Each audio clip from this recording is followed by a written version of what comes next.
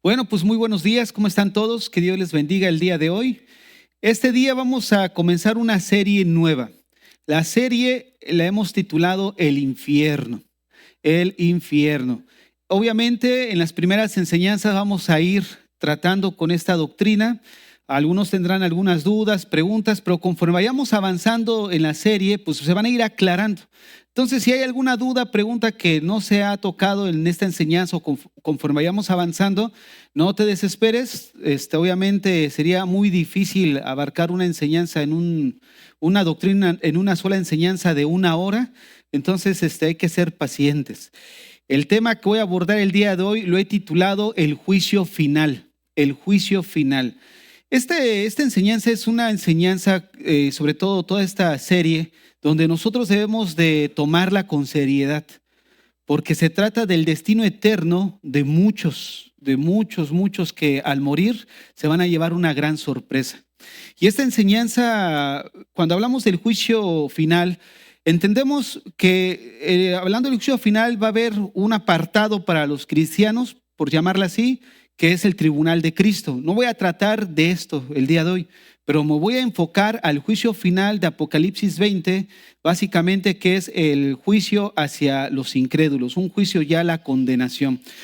Pero sí quiero llamar la atención aquí en el sentido de que todos aquellos que hayan venido a la iglesia una y otra vez, y al pasar de los años sigues asistiendo, pero no has tomado una decisión firme en tu corazón, esta enseñanza es para ti.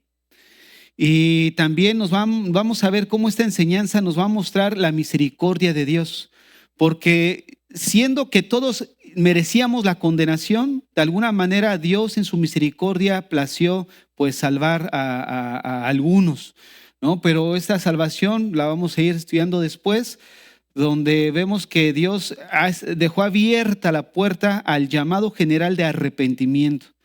El que respondió de una manera positiva a este llamado general, que es algo que vamos a ver el día de hoy a través del arrepentimiento, pues alcanza la misericordia de Dios. ¿Qué es la misericordia? La misericordia es no recibir lo que merecíamos. Merecíamos la condenación, pero Dios tuvo misericordia de nosotros. No recibimos esa condenación, recibimos gracia. ¿Qué es gracia? Recibir lo que no merecíamos. Entonces, fíjate nada más cómo la misericordia y la gracia en parte de Dios se manifiesta en todo esto que vamos a estudiar el día de hoy.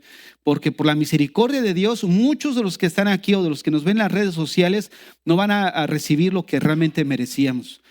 Pero de alguna forma, nosotros que hemos alcanzado también la gracia, pues recibimos lo que de alguna forma no merecíamos, que es el perdón, el nacer de nuevo, el ser una nueva criatura. Pero muchos de alguna manera se van a lamentar. Muchos lamentablemente vamos a ver cómo este juicio final no solamente va a desarrollar la doctrina como está en las Escrituras, sino llevarlos a un paso lógico, en el sentido de que hay muchos que dicen, bueno, pues eso es lo que creen los cristianos, pero pues yo no creo en la Biblia. Eso vamos a tratar la próxima semana, pero el argumento que voy a desarrollar el día de hoy es un argumento en el sentido de que si no hay juicio final y no hay rendición de cuentas, entonces no hay propósito para la vida.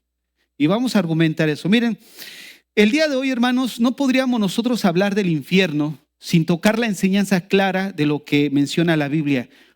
Juicio final. Un juicio final. Miren, la Biblia es muy clara y menciona que previo a la condenación en el infierno habrá un juicio.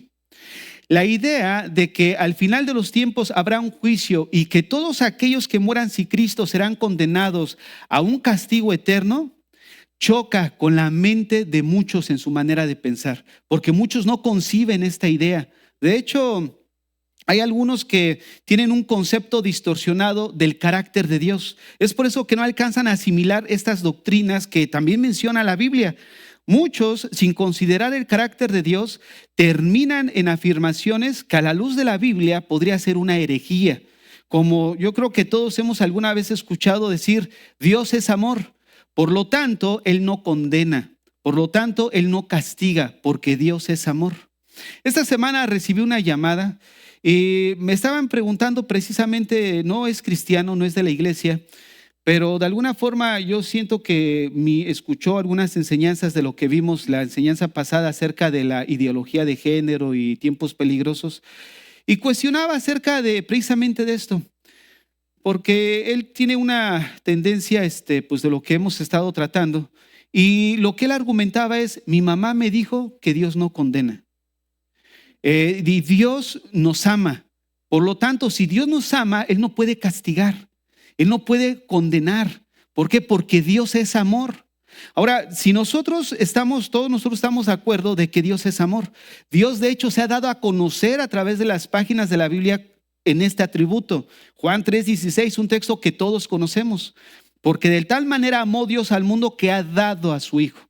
¿Cómo manifestó su amor? A través de la acción. Porque el amor ágape se conoce a través de lo que hacemos. Dios no dijo: yo los amo, pero váyanse al infierno porque ya no hay solución para ustedes. No, Dios dijo: yo los amo, y por cuanto los amo, he diseñado un plan de redención donde implicaba la obra expiatoria de su Hijo. Y envió a Jesucristo. Entonces vean cómo el amor impulsa o se ve a través de las acciones.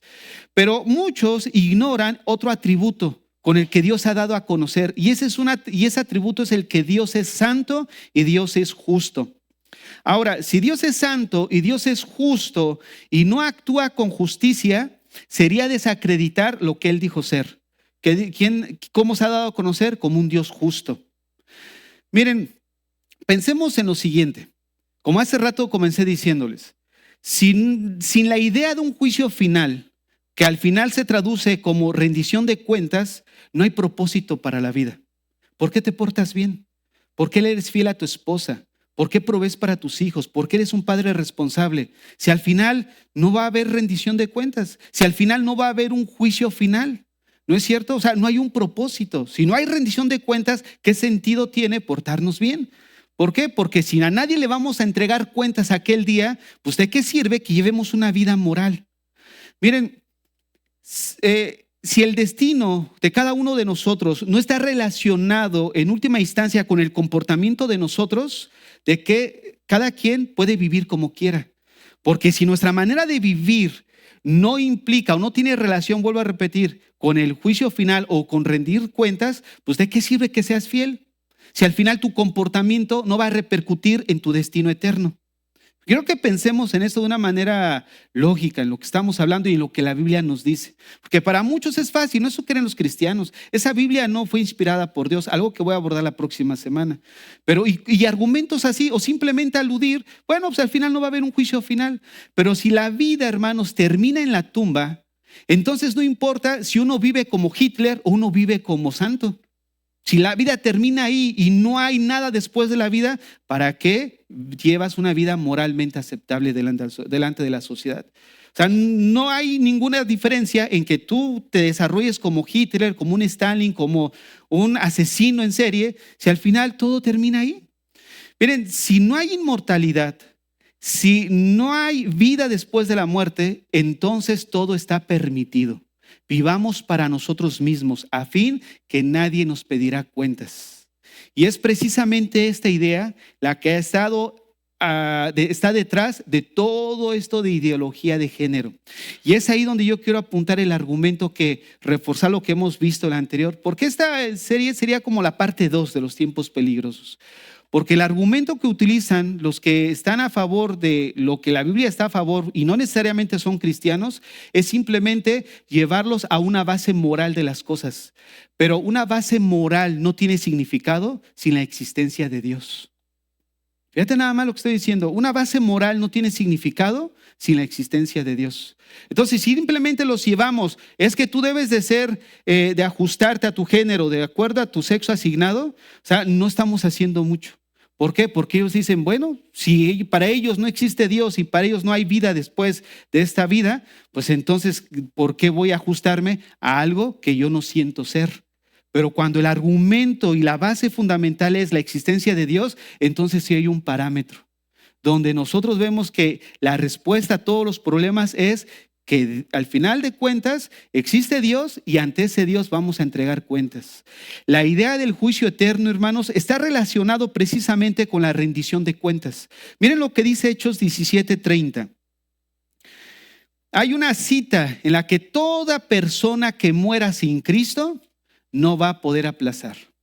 Joven que me escuchas en esta mañana, adulto, ya todo tipo de persona, déjame decirte algo, pero sobre todo los jóvenes, que llegamos a pensar, yo creo que todos pasamos por esa etapa, donde creemos que el mundo es nuestro y nos lo podemos comer a mordidas. Déjame decirles algo, tarde o temprano, tu manera de vivir va a repercutir en tu destino eterno. Pero sobre todo, como dice las Escrituras, tendremos que llegar a una cita a la cual no podemos aplazar. Una cita a la cual no vamos a poder cancelar. Fíjate lo que dice Hechos 17:30. Pero si Dios, habiendo pasado por alto los tiempos de esta ignorancia, ahora manda a todos los hombres en todo lugar que se arrepientan. Ese es el llamado general. Un llamado general que hace Dios a toda la humanidad. Un llamado al arrepentimiento. Dios ha pasado por alto los tiempos de esta ignorancia y ahora manda a todos los hombres en todo lugar que se arrepientan. Y mira por qué. Por cuanto ha establecido un día. Esto es lo que le da sentido a nuestro comportamiento. Arrepiéntete en tu manera por tu manera de vivir, por tu comportamiento. ¿Por qué? Porque Dios ha establecido un día en el cual juzgará al mundo con justicia. Por aquel varón a quien designó, dándole fe con haberle levantado de los muertos. Fíjate nada más, por cuanto ha establecido un día en el cual juzgará al mundo con justicia. Cuando nosotros hablamos de juicio, aquí en el término terrenal, hablando en el contexto de derecho, nos estamos refiriendo a que el juicio se refiere a un procedimiento legal en el que el juez determina la culpabilidad o la inocencia de un individuo ante un presunto hecho delictivo. Pero fíjense nada más, cuando el individuo llega ante el juez, está el juez como mediador, va a indicar si es inocente o es culpable. Pero cuando estén la gente que muera sin Cristo delante de Dios, no va a ser un juicio similar, en el que se va a declarar inocente o culpable, sino todos los que lleguen ante este juicio, de entrada, es porque van a ser declarados culpables. Y las obras van a testificar, las obras que ellos hicieron, su comportamiento, su conducta, va a testificar que son culpables. Ese juicio nada más va a ser para que de alguna manera el que vaya a estar ahí vea que Dios no es injusto. Porque muchos pueden decir, pero ¿por qué Dios me va a castigar? No, sobre todo aquellas personas, con todo respeto lo digo, que ahorita veníamos para acá precisamente y siempre vemos un grupo de personas ya de la edad mayor, unos 60, unos 80, yo creo que están grandes los señores que van ahí caminando. Y me dice mi esposa este día, mira, van caminando bien vestidos. Y yo dije, no, yo creo que estos van a la iglesia. Pero mira nada más. No sé si les ha pasado que de repente hay una edad donde tendemos generalmente a ver o sobre todo a considerar nuestra manera de vivir. Sobre todo cuando ya estamos casi para colgar los tenis, ¿no? O sea, ya cuando sabes que el tiempo ya no es como el tiempo que tenías de tu juventud, que hacías lo que querías, que todavía tenías 40, 50 años por delante, pero hay muchos que ya al acercarse a la final de la flor de la vida, empiezan a considerar sus caminos. Pero la pregunta es, ¿por qué esperarnos hasta esa etapa? ¿Por qué no mejor considerar nuestros caminos ahorita que todavía tenemos el tiempo y tenemos todavía un tiempo para servirle al Señor en esta vida en la que estamos? Porque de alguna u otra manera, quiero que veamos que toda esa gente que dice, bueno, pues Dios no existe, al final eso de la teoría del juicio eterno es pura farsa. Pero cuando estén delante de aquel a quien en toda su vida hicieron lo posible para negar su existencia, la pregunta es, ¿cómo se van a justificar? Porque de alguna manera, los que tienen todavía más que perder son ellos. La gente que no cree, a los que creen. Porque si de alguna manera todos morimos y no hay nada después de esta vida, o no hay un juicio eterno, no hay que rendir cuentas, pues no nos pasa nada. Pero si de alguna forma sí hay un juicio eterno y hay un Dios al cual van a estar delante de él y van a rendir cuentas, qué amoladas se van a llevar. ¿No es cierto? O sea, imagínate nada más, estamos hablando de un juicio en el que va a determinar su destino eterno. Eternidad, hermanos. No nos entra todavía en la cabeza esa palabra eterno. O sea, algo que no tiene fin. ¿De qué nos sirve vivir 40 años aquí en la tierra, viviendo nuestra vida como queremos y de alguna manera no se compara con toda una eternidad de sufrimiento o de gozo estando con el Señor? Porque si la muerte, hermanos, es algo que todos nosotros estamos conscientes que vamos a morir. Como el hermano decía esta mañana, todos vamos a morir, no nos vamos a escapar de ese acontecimiento de nuestra vida, vamos a tener que morir.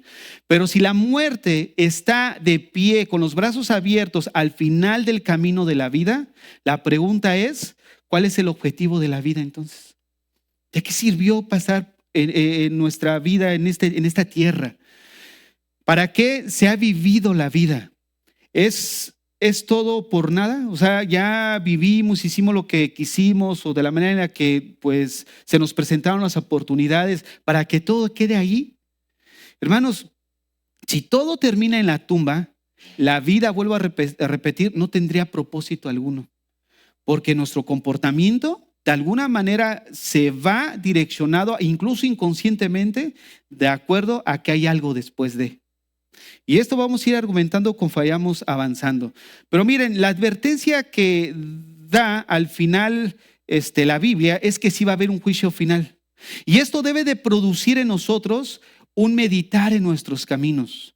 ¿Cómo está tu manera de vivir? ¿Cómo estás conduciendo tu vida?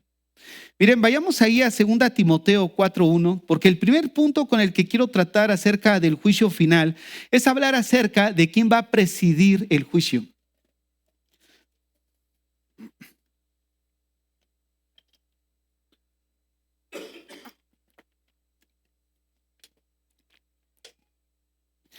Te encarezco delante de Dios y del Señor Jesucristo. Te encarezco delante de Dios y del Señor Jesucristo, que juzgará a los vivos y a los muertos en su manifestación y en su reino. A Dios le ha placido que su Hijo Jesucristo sea el juez. Fíjate nada más, ¿quién va a presidir ese juicio? Va a ser Jesucristo mismo. Hechos 10:42. Hechos 10:42 también lo indica. Y nos mandó que predicásemos al pueblo y testificásemos que Él es el que Dios ha puesto por juez de vivos y muertos. Hermanos, la gente que muera sin Cristo va a estar delante de aquel a quien en toda su vida estando en la tierra le levantaron en puño, en rebelión abierta en contra de su voluntad. ¿Quién va a estar en ese juicio? Todos aquellos que no decidieron obedecer al Señor. Mira, pasamos a Mateo capítulo 7, que es un texto que hemos tratado aquí constantemente, pero que va a reforzar esta idea. Mateo capítulo 7, verso 21. Va a cobrar más vida este texto. Fíjense por qué. Mateo 7, 21. No todo el que me dice Señor, Señor, entrará en el reino de los cielos. ¿Por qué dice no todo el que me dice Señor, Señor entrará en el reino de los cielos? Porque muchos cuando estén delante de Jesús aquel día se van a caer postrados. Ay, Señor, pero ¿te acuerdas que yo di unas monedas de limosna en la iglesia? ¿Te acuerdas que yo cooperé para tal cosa? Pero fíjate nada más, no todo el que me dice Señor, Señor entrará en el reino de los cielos, sino el que hace la voluntad. Cuando hablamos de voluntad, ya estamos hablando de algo implícito, obediencia. Lo que Dios busca de nosotros y lo que busca de la humanidad entera es la obediencia. Dios va a condenar a aquellos que de alguna manera fueron desobedientes, pero esta obediencia no se limita solamente al cristiano, se limita a su creación. Dios busca la pleitesía no solo del pueblo cristiano, busca la pleitesía de aquellos que no se han convertido. Por esa razón van a ser condenados por desobedientes. ¿Por qué? Porque nunca hicieron la voluntad de Dios. Fíjate el verso 22, muchos me dirán en aquel día, Señor, Señor, ¿no profetizamos en tu nombre y en tu nombre echamos fuera demonios y en tu nombre hicimos muchos milagros? Por eso les decía, esta enseñanza va tanto para los que están dentro de la iglesia como los que están fuera y los que pudieran vernos en las redes sociales. ¿Por qué? Porque aquí vemos a un grupo de personas que hacen actividades propias de una iglesia. predicamos, profetizamos en tu nombre, o sea, predicaron, profetizaron, el Señor te dijo y esto y el otro, y en tu nombre echamos fuera demonios, y en tu nombre hicimos muchos milagros. ¿Y qué dice después? Y entonces les declararé, nunca te conocí. ¿Tú quién eres? ¿De dónde saliste? Pero yo iba ahí a Casa de Adoración Montreal. No, pues yo no te conozco. Esta palabra conocer es una palabra que estudiamos el martes en la escuela bíblica, que habla de conocer, pero de conocer de una relación, donde tiene un principio, un desarrollo y trae una conclusión. ¿Qué quiere decir? Que si alguno de nosotros probablemente nos convertimos a Cristo en el 90, por ejemplo, en el 2000, pero ese conocimiento de Cristo fue avanzando a través de los años. O sea, conocer no solamente es de una sola experiencia. Sí me acuerdo de fulanito, lo conocí en el año 2000, pero yo no sé de su vida qué es ahora. No, el conocer es, conocí a esa persona, en este caso al Señor en tal fecha, pero al pasar de los años, mi relación con Él ha ido creciendo. Y al final produce algo. ¿Qué produce? La fe genuina produce el carácter de Dios en la vida de nosotros. ¿Ustedes saben que hay una fe genuina y una fe falsa?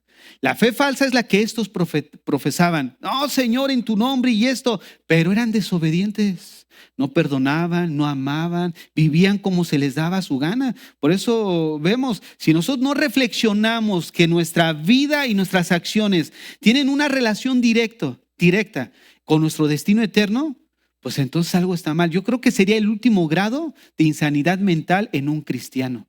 Porque estamos hablando de una conciencia cauterizada. ¿No han escuchado? Sí, yo sé que estoy mal. Cauterización. Pero si tú sabes que está mal, ¿por qué no haces lo que está bien? ¿Por qué no haces lo que a Dios le agrada? Conciencia cauterizada en un cristiano. Bueno, o pudiéramos poner entre comillas, ¿no?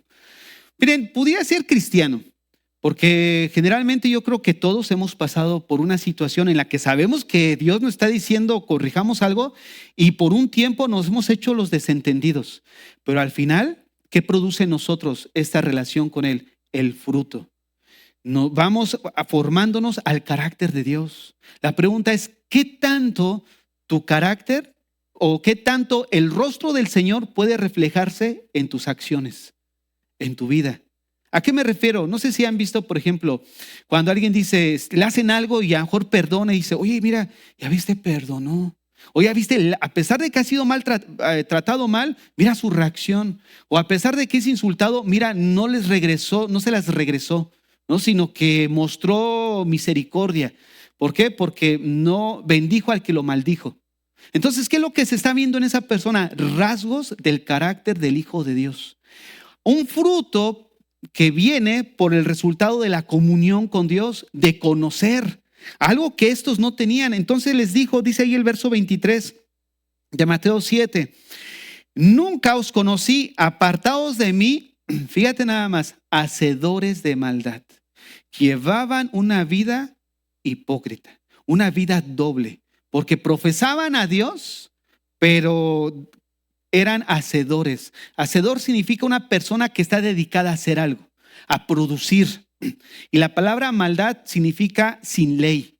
¿Qué quiere decir esto? Que producían todas aquellas cosas que no estaba bajo la ley de Dios. O sea, de alguna manera vivieron una vida en rebelión abierta en contra del Señor.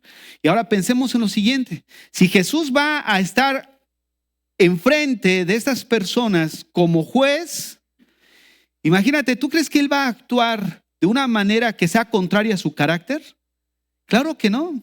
Dios es amor. Pero como vamos a ver en el segundo punto, que puede Jesús ser tu Salvador ahora o puede ser tu juez aquel día. Ahora sí que el llamado abierto está para toda la humanidad. Vengan en arrepentimiento. No falta que, es que a mí, me faltaban evidencias para creer en el Señor. No, pues tal vez sí me gustaba la relación entre la vida cristiana porque pues era moral, yo también me gustaba ese ambiente sano y todo, pero realmente, vuelvo a repetir, ¿estamos en Cristo? ¿Estamos creciendo en Él? Miren, yo les he mencionado constantemente que hay dos evidencias que Dios dejó para que el hombre no pueda apelar a la ignorancia, en el sentido de decir, es que yo no sabía. Lo primero es su creación. Dice Romanos, si quieren, vayamos ahí a Romanos, porque generalmente les menciono, pero nunca vamos al texto. Romanos capítulo 1, 18 al 20, dice así: porque la ira de Dios se revela desde el cielo contra toda impiedad e injusticia de los hombres, que detiene con injusticia la verdad. Ahora observemos, ahí vemos el carácter justo de Dios. Se revela contra toda impiedad. ¿Por qué? Porque Él es justo. Ahora dice el verso 19, porque todo lo que de Dios se conoce les es manifiesto.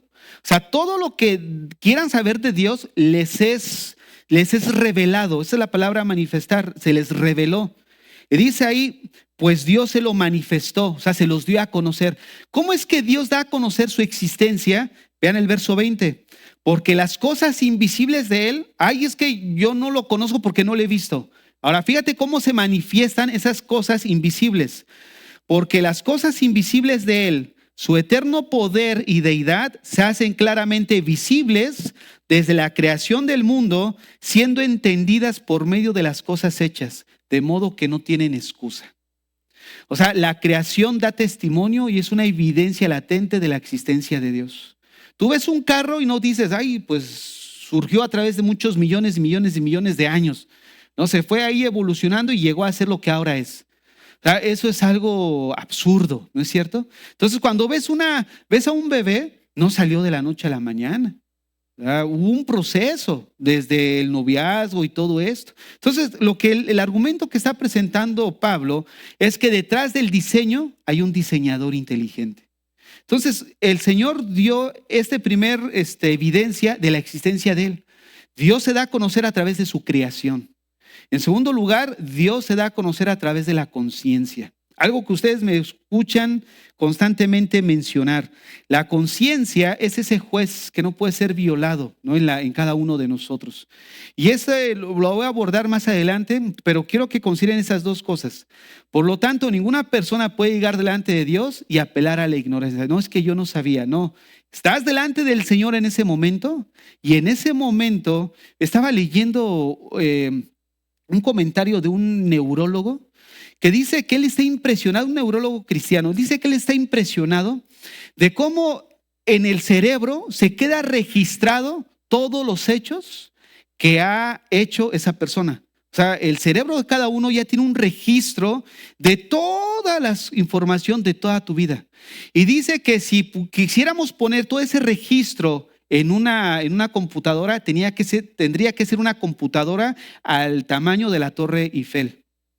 Fíjate nada más. O sea, toda esa información está aquí. Muchos mencionan carne que piensa, de 1,5 kilos, 600 gramos. Fíjate nada más el poder de Dios. ¿Cuántos se acuerdan todavía de sus fechorías de 5 años, de 6 años, de 8 años? O sea, imagínate nada más toda esa acumulación de información en este pequeño cerebro. ¿De dónde salió todo eso? O sea, fue el resultado nada más de... Bueno, pero el apunto a lo que voy con esto es de que cuando estén delante de Dios, dice que van a ser abiertos unos libros donde van a estar los registros. No necesariamente tiene que ser literal que haya unos libros abiertos, pero lo que sí nos muestra es que hay un registro de todos nuestros hechos.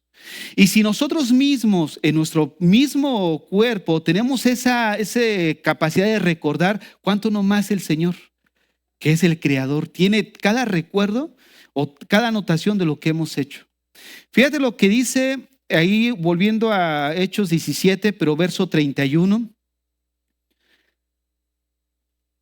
Ya en el punto 2, en el sentido de que Jesús puede ser tu Salvador o puede ser tu juez aquel día, dice así: por cuanto ha establecido un día en el cual juzgará al mundo con justicia, por aquel varón, o sea, Jesús, a quien designó, dando testimonio a todos con haberle levantado de los muertos. Miren, aquel día estarán rindiendo cuentas los grandes hombres de Estado. Estarán los presidentes, estarán los ministros, estarán los reyes, estarán los abogados, los ingenieros, los constructores, estará el albañil, el taxista, el obrero, el padre de familia. Hermanos, no va a haber ninguna palanca. No va a haber nada de que, bueno, pues yo te paso el moche y déjame, pues como que no viste, Señor, y ahí déjame pasar. ¿Tú crees que le vamos a poder dar algo a quien es dueño de todo? Fíjate, van a estar ahí toda la gente. Dice Apocalipsis 20, del 11 al 12, obviamente los que murieron sin Cristo. Apocalipsis 20, 11 dice, y vi un gran trono blanco, y al que estaba sentado en él, Jesús, de delante del cual huyeron la tierra y el cielo, y ningún lugar se encontró para ellos. Y vi a los muertos, grandes y pequeños, de pie. Esta frase, grandes y pequeños, hace referencia precisamente a eso. Presidentes como el taxista.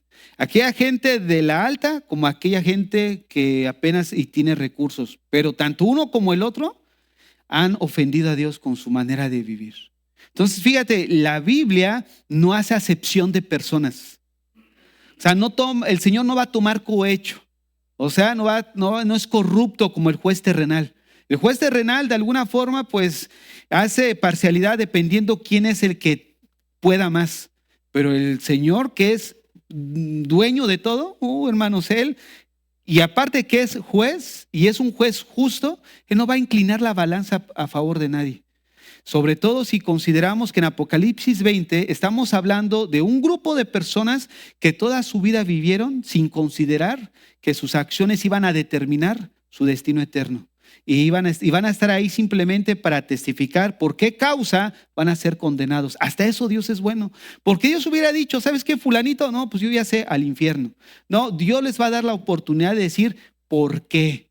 Mira, pásale al frente, Pancho Pantera. Va a estar ahí Pancho Pantera y el Señor va a decir, mira, tú hiciste tal cosa, esto y esto. Le van a pasar su vida y en base a esto, apártate de mí, maldito, al fuego eterno. Para muchos esta palabra resulta chocante. ¿Sabes por qué? Porque hemos humanizado a Dios. Como lo que vamos a ver más adelante. Pero déjenme decirles, esta terrible escena, aquellos que negaron la existencia de Dios, aquellos que declararon que Dios estaba muerto, ahora van a estar frente a frente ante Él.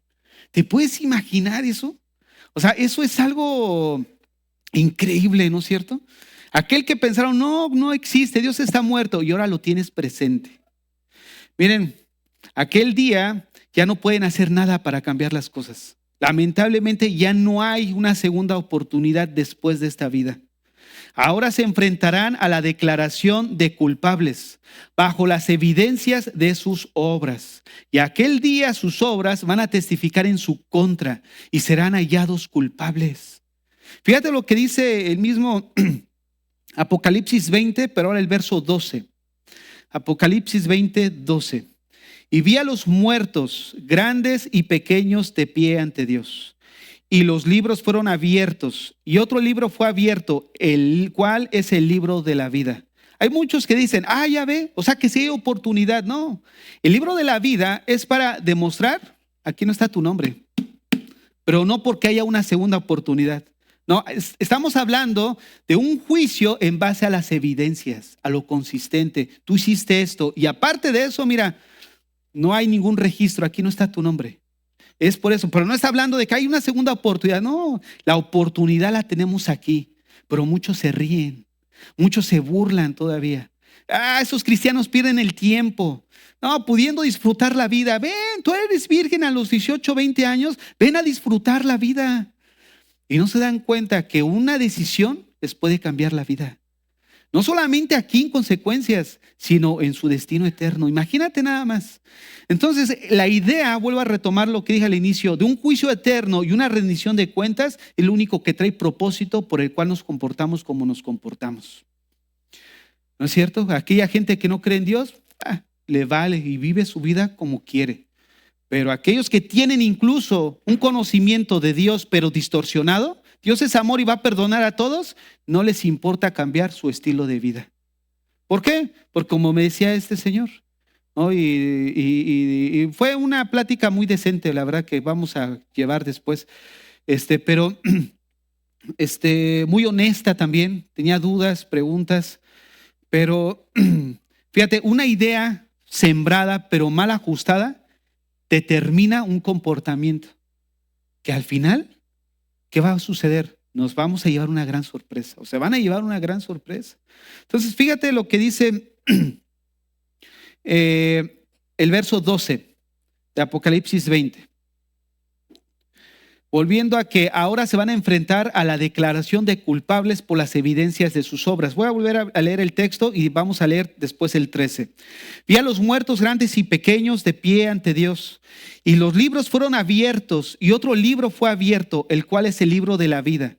Y fueron juzgados los muertos por las cosas que estaban escritas en los libros según sus obras. Fíjate, fueron juzgados por las cosas que estaban escritas en los libros.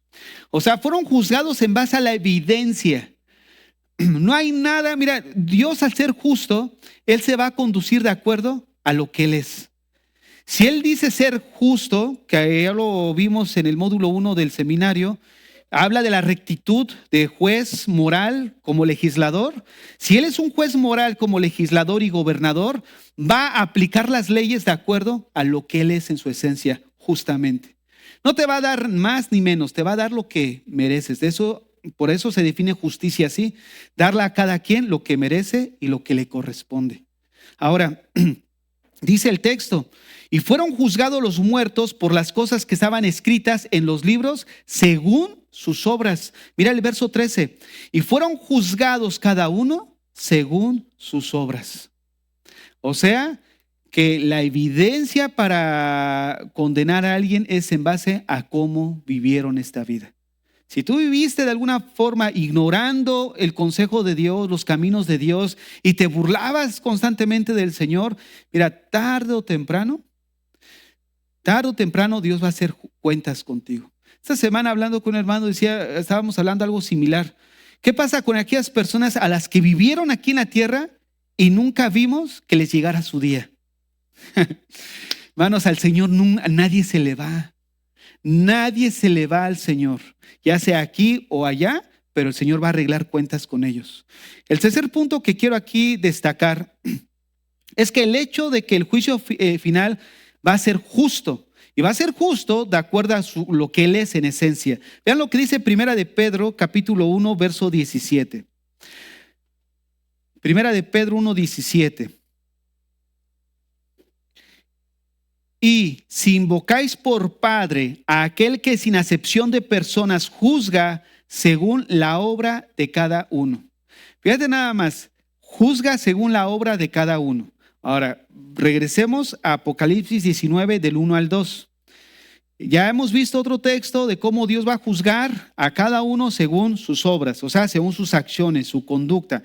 Mira Apocalipsis 19, 1.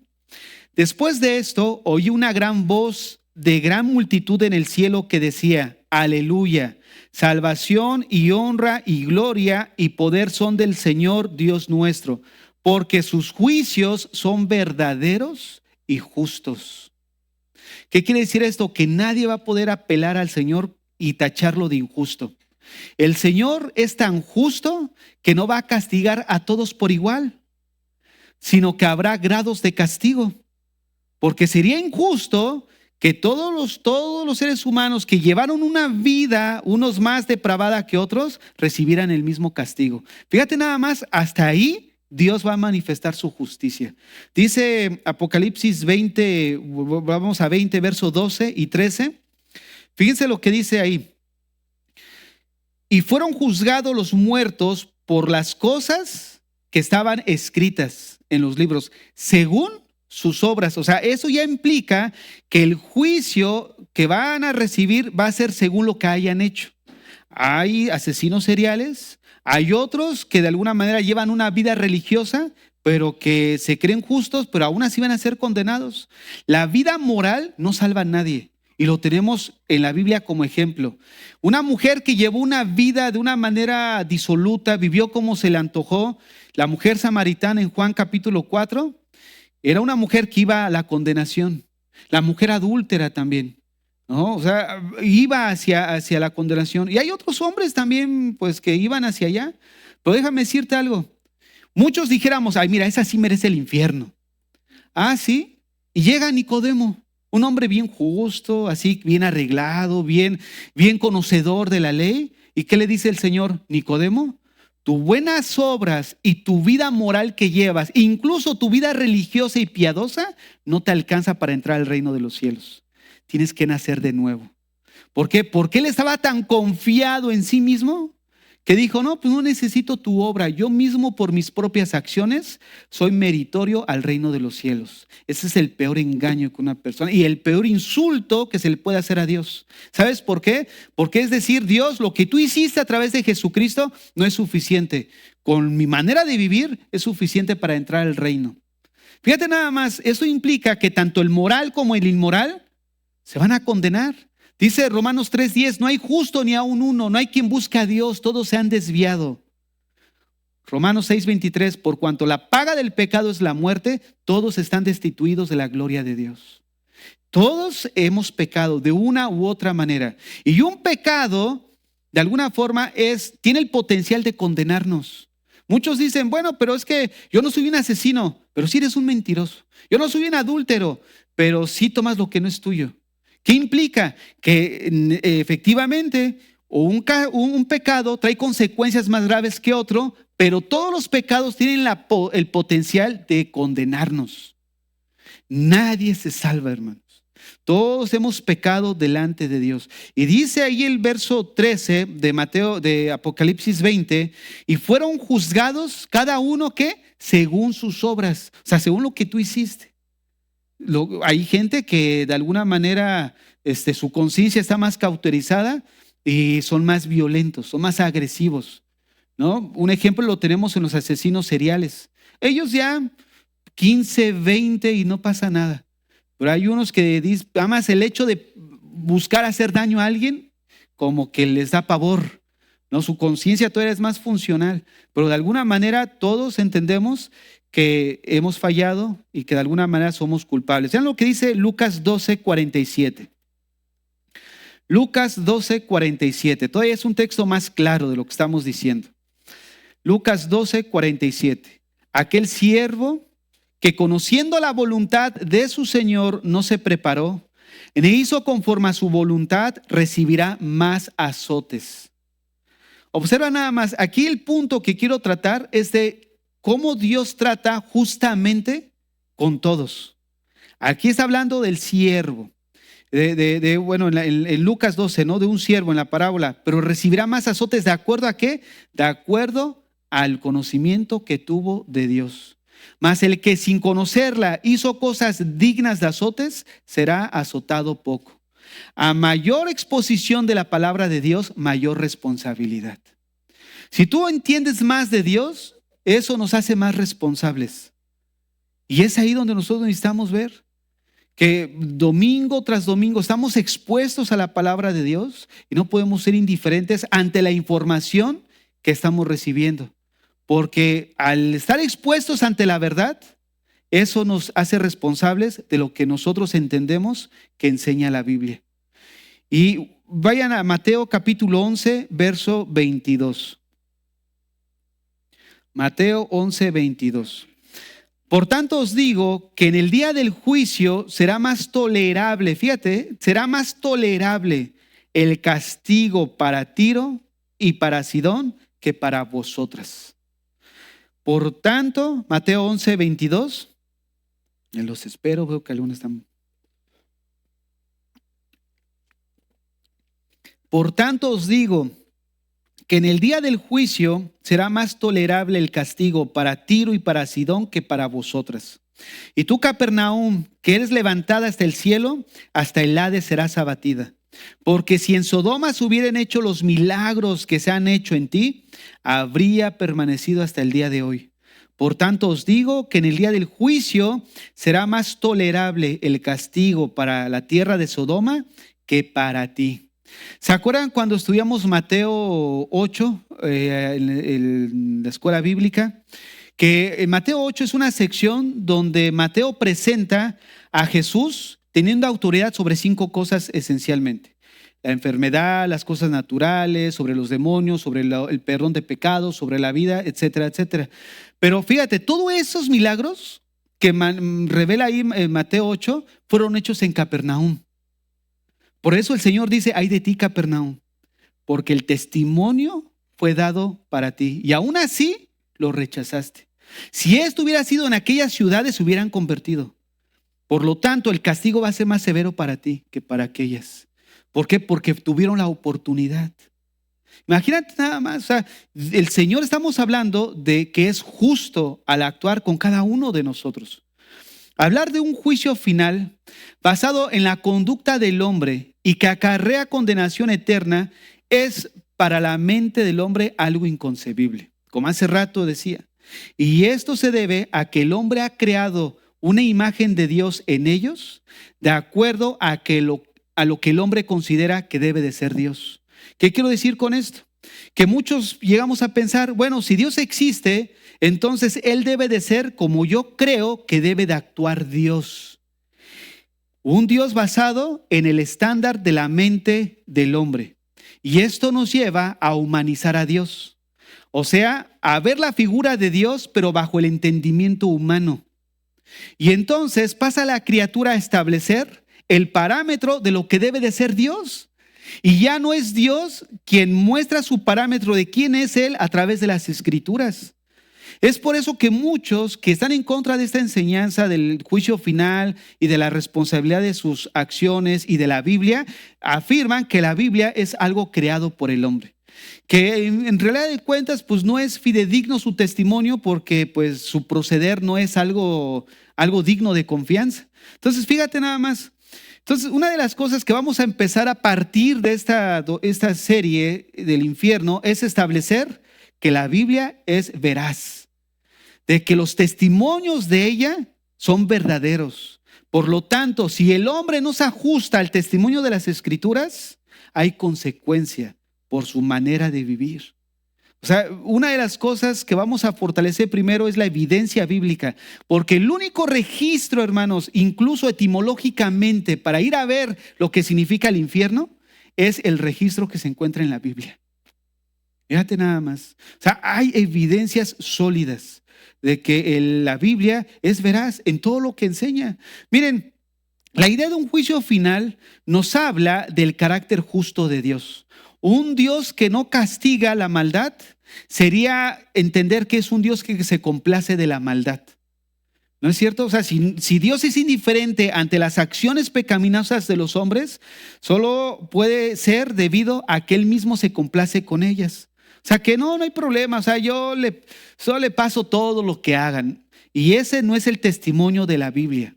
Hablar de un juicio de rendición de cuentas, hermanos, es exaltar la justicia de Dios en el contexto de su atributo. Pero aquí surge una pregunta que quiero que meditemos un poco. ¿Cuál es esta pregunta? ¿Es Dios injusto? Hermanos, la pregunta ¿es Dios injusto? ¿Es malo? ¿Es perverso con todo lo que hemos hablado? De que va a haber rendición de cuentas, de que va a haber un juicio final, de que va a condenar a todos aquellos que no creyeron en Él en un tormento eterno. ¿Es Dios acaso injusto por hacer esto? Ahora, quiero revirar la pregunta y hacerlo en otro contexto. Si un violador es llevado ante un juez y el juez lo deja en libertad él mismo por decisión de él, ¿qué pensaríamos del juez? ¿A qué pensarías del juez? Ahora vamos a personalizar más esta situación, ¿no? Dios no lo quiera, pero que alguien asesinara a tu familiar a sangre fría y tú mismo llevaras al asesino ante el juez y el juez simplemente lo dejara libre. Te quiero preguntar, ¿qué pensarías tú del juez? O sea, ¿qué pensarías? Sería injusto, ¿no es cierto? Mira, déjame decirte algo. El ser humano, ¿qué busca cuando lleva al culpable ante el juez? ¿Qué es lo que busca? Justicia. ¿Buscamos venganza? ¿Verdad que no? No, buscamos justicia, que se le dé a cada quien lo que merece y lo que corresponde. Ahora, si nosotros buscamos justicia, ¿el Creador no ha de hacer lo que es justo? Si nosotros humanamente buscamos justicia ante los acontecimientos que muchas veces pues somos víctimas, ¿no? En cualquier situación. ¿Será acaso injusto Dios al aplicar justicia, al darle a cada quien lo que merece, lo que corresponde? ¿Verdad que no? O sea, no es injusto, Él es justo. Incluso el mismo razonamiento terrenal nos pone, nos da este entendimiento claro. Ahora déjenme decirles algo. Quiero aquí plantear una situación que dijo Emmanuel Kant, un filósofo alemán que vivió hace mucho tiempo, que, mira, él tenía ciertas, hay cosas que de plano muy antibíblicas, ¿no? Él no era cristiano, pero él dio un argumento moral acerca de la existencia de Dios y que precisamente es algo que va como anillo al dedo al tema que estoy tratando. Voy a ir desarrollando su idea y van a ver cómo de alguna forma el argumento que presenta es muy claro, va a fortalecer lo que estoy diciendo. Él dijo así, Kant dijo que el ser humano tiene un sentido del deber y que ese sentido del deber se encuentra en la conciencia. Y dijo que ese sentido del deber es lo que dirige al ser humano o lo impulsa a la ética. Por ende, él plantea la siguiente pregunta. Supongamos que ese sentido del deber no tiene sentido o es irrelevante. Es lo que ahorita yo les decía. Si nosotros no tenemos un fundamento en base a qué hacemos algo bien o algo mal, pues ¿qué sentido tiene la vida? O sea, ¿qué sentido simplemente tiene voy a hacer esto o voy a hacer o no voy a hacer esto si no hay un fundamento firme respecto a algo válido? ¿Y quién nos da ese fundamento firme? Pues es Dios. Pero vean lo que él sigue diciendo. Supongamos que este sentido del deber no tiene sentido o es irrelevante. Ahora bien, si no hay un fundamento para un sentido moral del deber, entonces cualquier intento de construir una ética importante desaparece. Y sin una ética significativa, la civilización no puede ser preservada.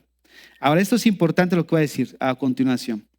Entonces, él en base a eso argumenta lo siguiente. ¿Qué tendría que haber para que este sentido moral que todos tenemos, o sea, el sentido del bien y del mal sea significativo? O sea, ¿qué tiene que haber? Y él dijo lo siguiente.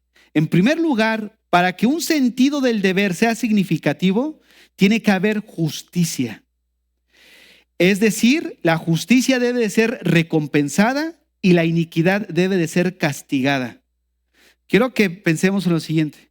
Si al final no se va a aplicar justicia, ¿qué sentido entonces nos da el vivir correctamente? O sea, ese es el argumento que él está presentando. Ahora, vuelvo a repetir. Para que este sentido ético sea significativo, tiene que haber justicia.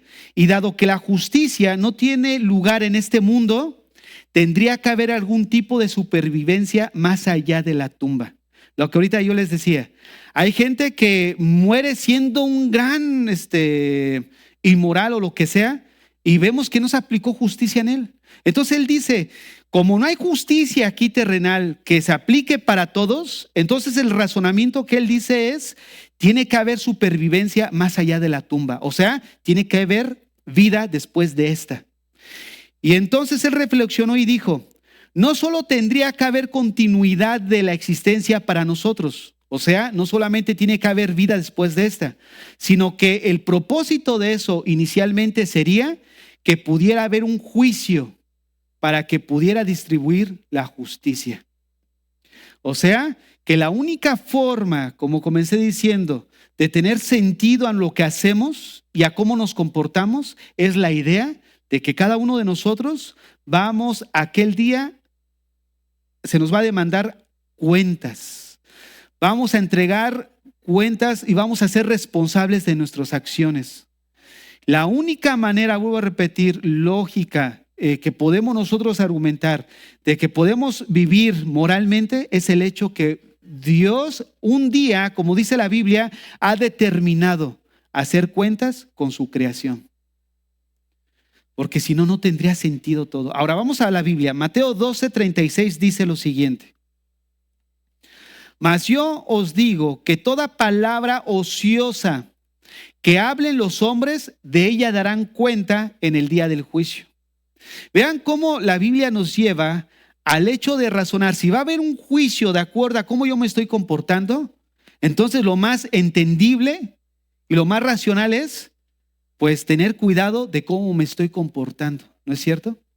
Ahora, porque por tus obras serás justificado y por tus obras serás condenado.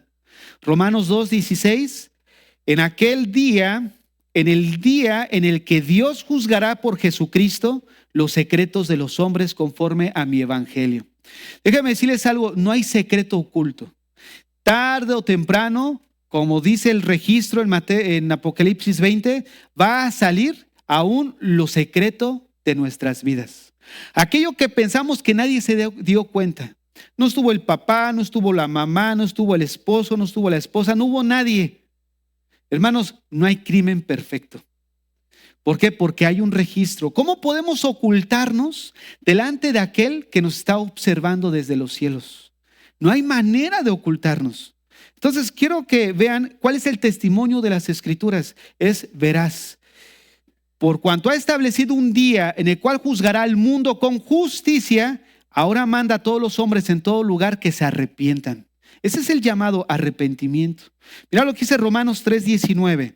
Ahora bien, sabemos que cuando dice la ley, lo dice a los que están bajo la ley, para que toda boca se calle y todo el mundo sea hecho responsable ante Dios. ¿Qué quiere decir esto? Que todos de alguna forma hemos violentado la ley. Por lo tanto, al violar la ley, no podemos decir algo que pueda justificar nuestras vidas, sino que al final todos seremos responsables delante de Dios. Solamente nos da sentido lo que hacemos el hecho de que somos responsables de lo que nosotros estamos haciendo. Y déjame añadir una idea más aquí. Nadie puede decir, ay, es que el Señor me llevó, ya me tenía listo para la condenación. Mira, cuando hablamos del concepto responsabilidad, tenemos que hablar primero del concepto libertad. Porque para que alguien sea responsable, tiene que ser libre de tomar la decisión. ¿No es cierto? Es la manera en la que de alguna manera define el derecho. Por cuando tienes el poder para hacer o no hacer, por lo tanto eres responsable. Si una persona estando delante de Dios, el Señor le dice, eres culpable de esto, es porque esa persona tuvo la opción. ¿De qué? De escoger entre lo bueno y lo malo para ser responsable. Si no, bajo el contexto que estamos hablando, Dios no manifestaría su justicia. La única forma de manifestar su justicia y su rectitud es darle la oportunidad al ser humano de escoger. Porque si el ser humano no tuvo ninguna opción de vivir como vivió e ir a la condenación, estamos hablando de un Dios que es injusto. Esto me lleva al siguiente punto. ¿De qué? De que muchos dicen, ay Señor, pero pues es que el lugar donde me tocó vivir. Déjame decirte, los padres, es cierto, muchos adolescentes dicen, yo no escogí a los padres. A lo mejor como algunos de nosotros pudiéramos decirlo, es que yo no escogí el hogar donde me tocó nacer. Pero déjame decirte algo que es importante. Es cierto que no escogemos el lugar, ni las circunstancias, ni las oportunidades, pero déjame decirte algo que va a hacer aquí reforzar la idea. Las circunstancias sí llegan a definir un aspecto de nuestra vida. O sea, sí hay una influencia, mejor dicho, hay una influencia, pero no define nuestras vidas. Un ejemplo de eso yo creo que es la mayoría de los que estamos aquí. ¿Cuántos crecimos en un hogar disfuncional? En un hogar donde el papá era alcohólico, la mamá era desatendida o el papá mejor era un criminal, un asesino. Sin embargo, eso no definió el destino de esa persona. ¿Por qué? Porque él tuvo la opción de elegir si continuar ese mismo estilo de vida o buscar al Señor para que cambiara su corazón. Dice, y con eso ya voy hacia el final, Daniel 12:2. Daniel 12:2.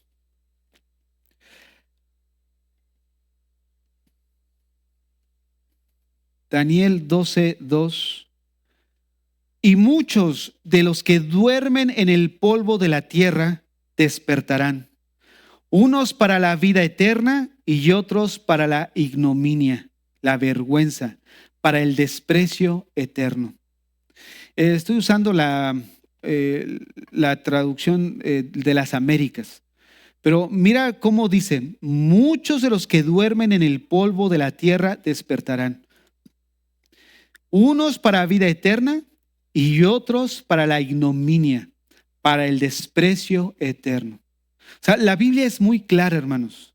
hay un juicio final.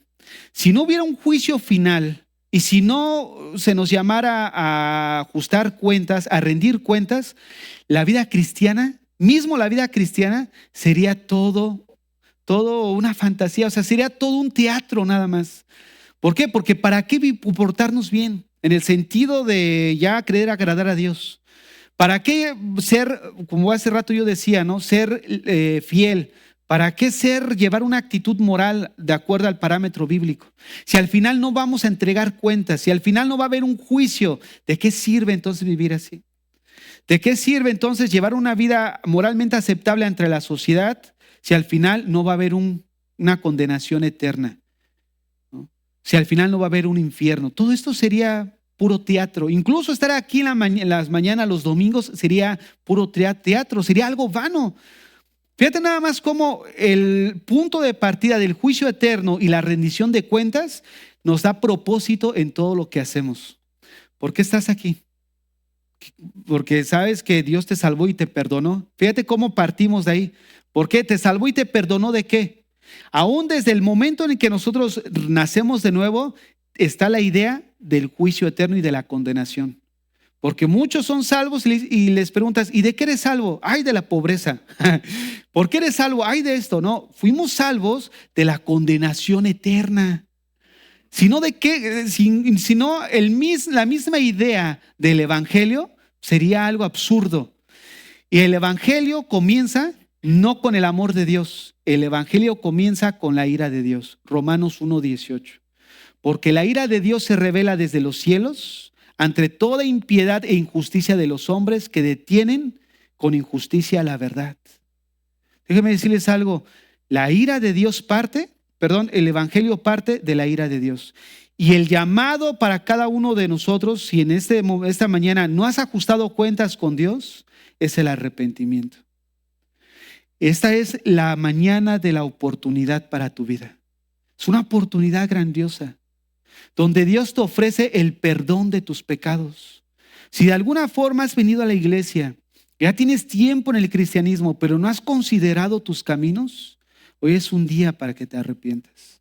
Muchos dicen, no, pero es que esa idea del infierno solamente es para extorsionar psicológicamente a las personas y que de alguna manera, por medio del temor, a meterlos a una vida religiosa. Hermanos, déjenme decirles algo. Si la idea del infierno no nos llena de temor, ¿qué nos puede llenar de temor?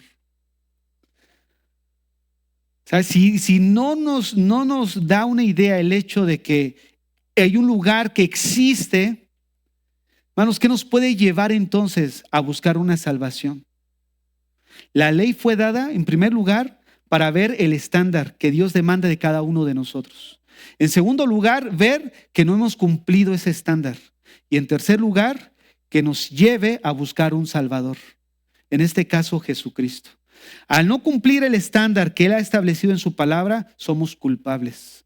Pero ese mismo evangelio nos impulsa a que ese mismo juez que va a estar aquel día en Apocalipsis 20, el día de hoy se presenta como el Salvador de tu vida.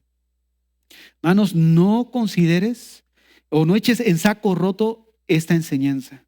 Adolescente, no eches en saco roto esta enseñanza. No lo eches en saco roto. Considéralo el mensaje de Dios para ti en esta mañana. Porque nadie tiene la vida comprada. Y con eso no estoy metiendo temor, como algunos dicen. No, no es temor, es realidad de las cosas. Si tuviéramos nosotros el control de saber el día exacto y la hora de nuestra partida, pues que bueno, ya unos 10 minutos antes nos ponemos a cuentas con el Señor, ¿no? Y gloria a Dios, pero nadie tiene su vida comprada. De la noche a la mañana estamos y el día de mañana partimos. Como dice bien la Biblia, que la vida la compara como la flor de la mañana, que hoy está y mañana se seca y se muere. Cierra tus ojos ahí donde estás. Ahí con tus ojos cerrados. Vamos a tomar un par de minutos para reflexionar sobre nuestros caminos.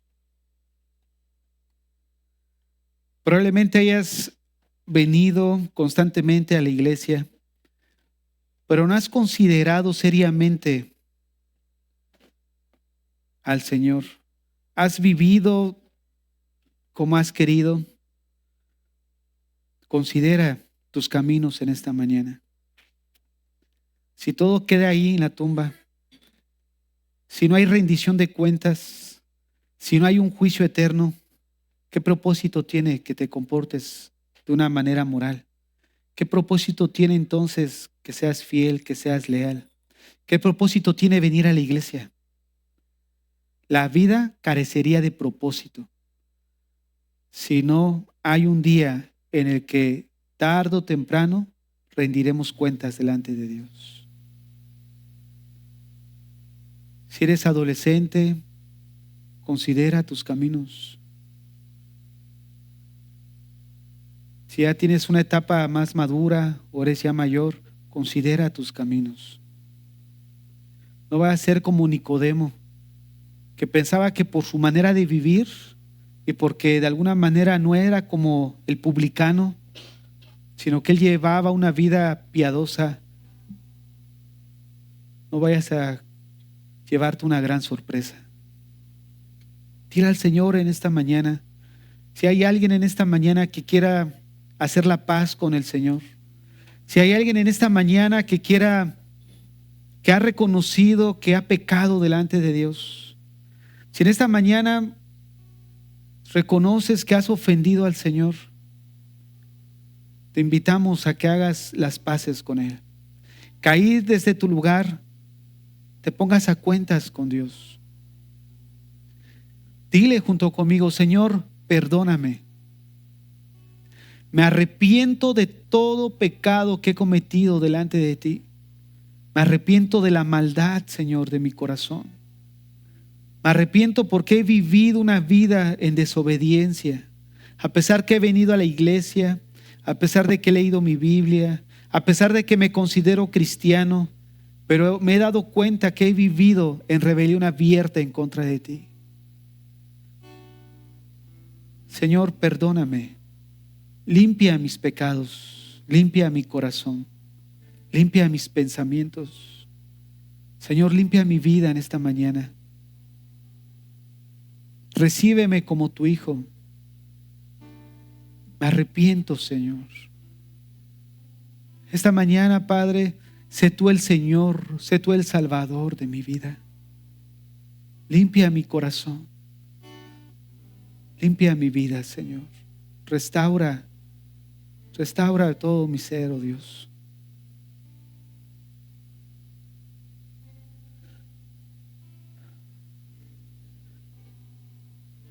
Hermano, persona que nos visitas, que estás aquí, no eches en saco roto esta enseñanza. Medita ahí en tu corazón. Medita en tu corazón. Señor, ponemos en tus manos nuestras vidas. Eres tú el único que puede cambiar corazones. Eres tú el único que puede transformar vidas, Señor. Ayúdanos, Padre, a ser conscientes y a vivir a la luz de esta doctrina del juicio final. A vivir y a contar nuestros días, Señor, a la luz de que tú eres un Dios justo, Señor.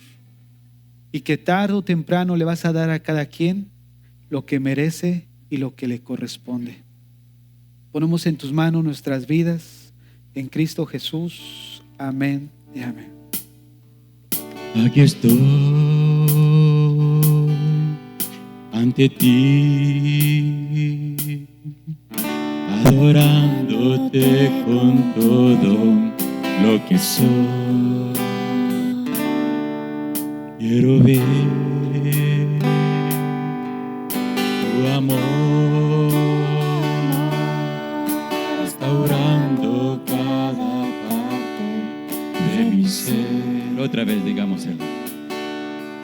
Aquí estoy ante ti,